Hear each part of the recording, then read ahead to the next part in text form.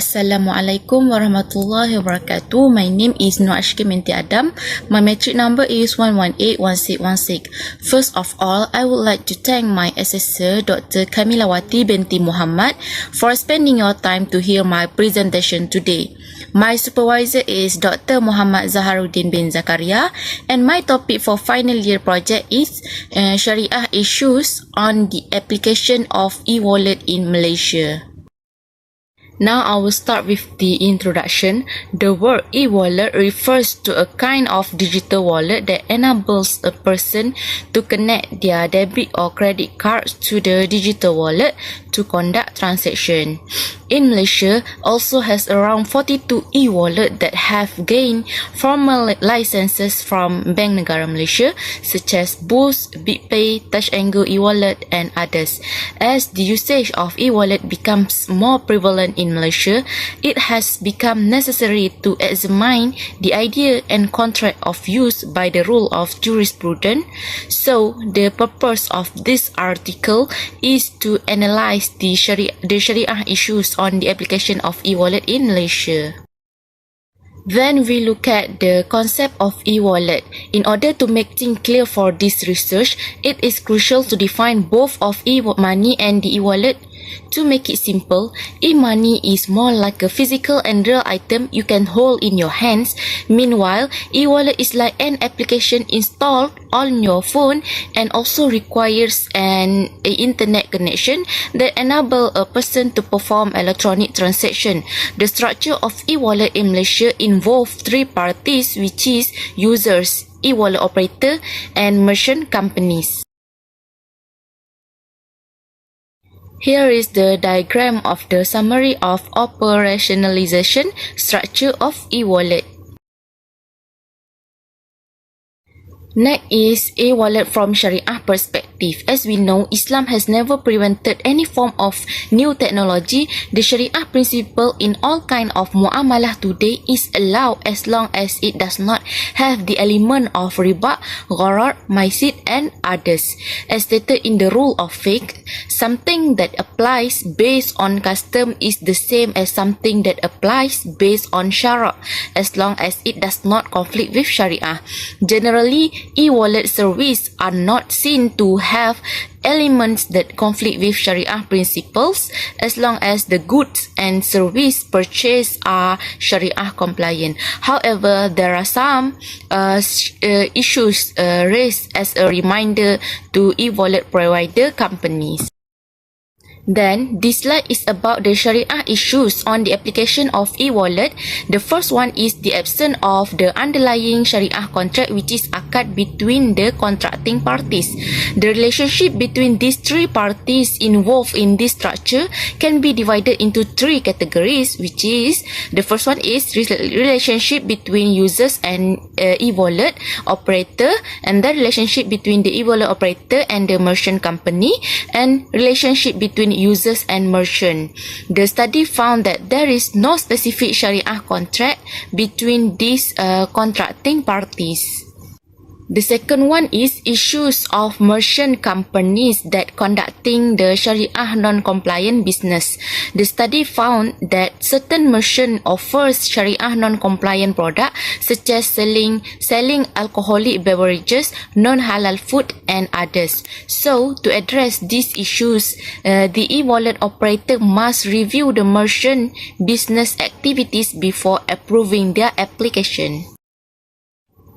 The third Shariah issue is the transaction that involving ribawi good. Based on the observations, the gold transactions through the e-wallet platform does not follow the parameters and conditions related to the sale and purchase of gold, then issues of Shariah compliant position of trust account in conventional banking. The study found that the guideline on electronic money does not require a specific trust account to be formed at an Islamic financial institution. So, the probability for an e-wallet issuer to place such trust account funds in a conventional banking is not impossible. The fifth is trust account based on the concept of the new contract, which is uqud ghairu musamma. According to this concept, a transaction in an e-wallet is a new contract where the user keeps funds in the e-wallet to make purchase when needed. The study found that transaction in the e-wallet application did not reach the level of creating a new contract. This practice of wakalah can be considered the mustajadat. Furthermore, the question arises whether the various offers that offered by the operator, such as cashback and others, can be considered as riba. The answer is no. It is because the researcher is more likely to refer to the principle of hibah for cashback and rewards. Lastly, the issues of top-up in the e-wallet. The study found that as long as the e-wallet operator operates based on the COD, which is loan concept, the e-wallet operator cannot offer monetary rewards or points reward as the method of fiqh has stated that every loan that produces benefit is considered to riba. Now we look at the suggestion toward the implementation of Shariah compliant e-wallet in Malaysia.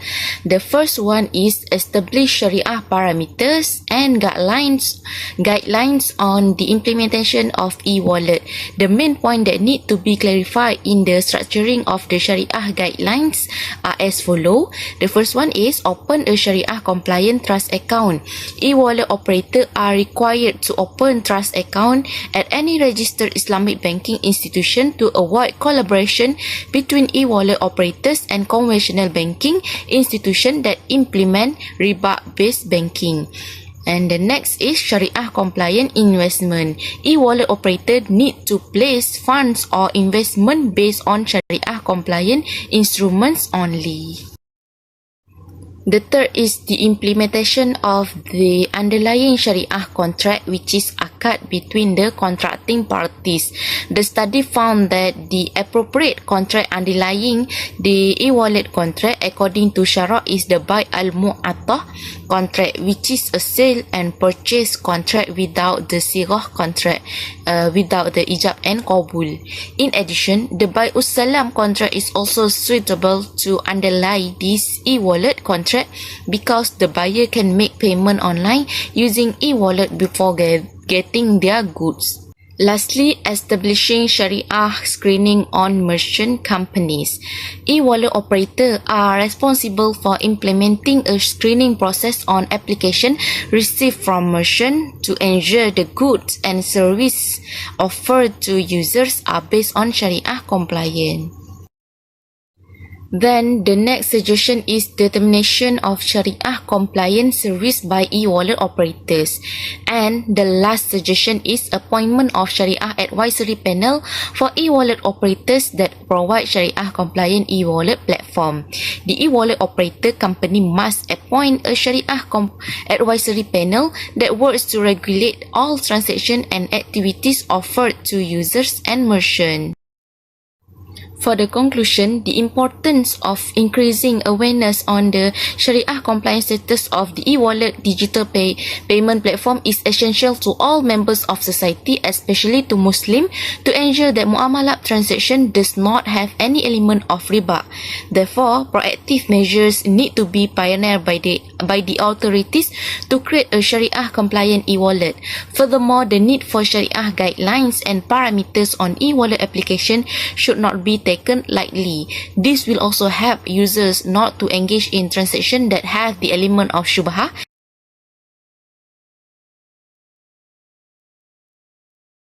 Okay, that's all from me. Thank you.